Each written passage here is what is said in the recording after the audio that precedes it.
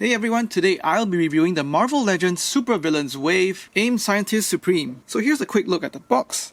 On the top, it's just plain black, no logo. On the bottom, some product information. And down the sides, artwork of the A.I.M Scientist Supreme on the top, as well as the hordes of A.I.M scientists below. And down to the back, same piece of artwork with more A.I.M troopers behind, description of the A.I.M Scientist Supreme, rest of the figures in the wave, some product information, and on the other side, same piece of artwork again reflected. So let's go ahead and get him open.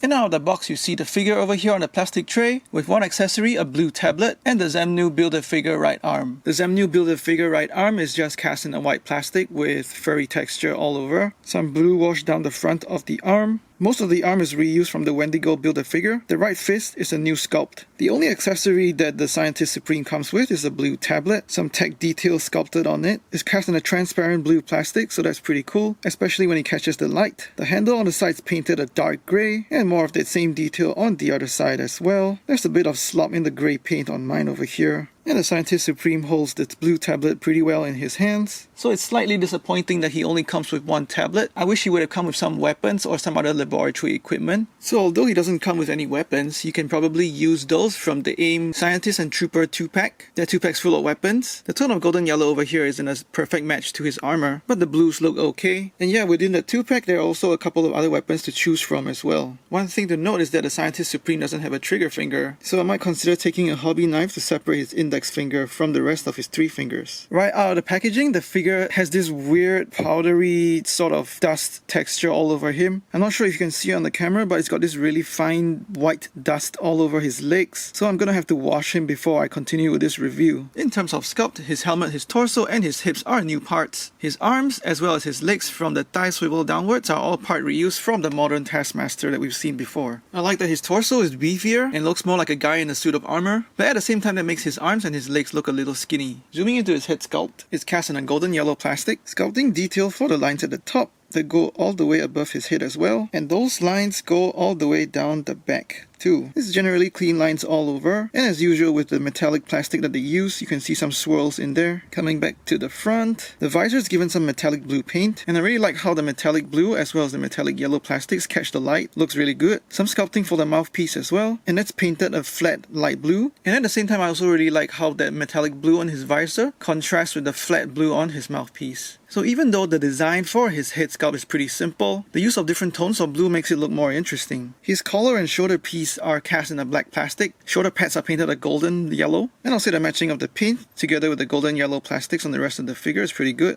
He's got the A.I.M honeycomb logo sculpted on his chest, and that's also painted a flat light blue. His lower torso is cast in a black plastic, sculpted detail for his abs over here, and perhaps the highlight of the figure is the belt itself, and that's cast in a grey plastic, with light blue paint over here for the gigantic buckle. And moving down the sides of his torso, you can see some nice sculpted detail for the pouches on his belt. Onto his arms, most of it is cast in a golden yellow plastic, black paint over here for his elbow. His hands are cast in the plain black plastic, and given some yellow paint over here for the back of his hand as well as his knuckles. Strangely, this yellow paint looks a lot more flat compared to the golden yellow of his shoulder pad, so this flat yellow just looks a little odd compared to the rest of the golden yellow of the figure. Moving on to the back, a cool detail over here, the same A.I.M honeycomb logo, a fairly plain back armor plate for his torso, and over here you can really see the same swirls in the golden yellow plastic. More of the same pouches down his belt. And now down to his legs. His hips are cast in a black plastic, some wrinkle detail over here just to show like he's wearing pants below his armor, and more of the same plain golden yellow plastic all the way down. His ankle joints are cast in a black plastic, and his feet are golden yellow with some detail on the bottom of the boot sole. Onto articulation, his head's on a double ball dumbbell joint, so there's some good tilt sideways. He also spins 360, decent tilt downwards, as well as upwards.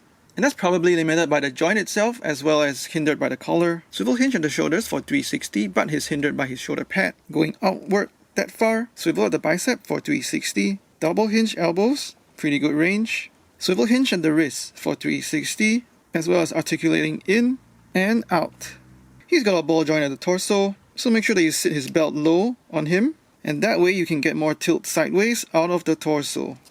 Also goes 360.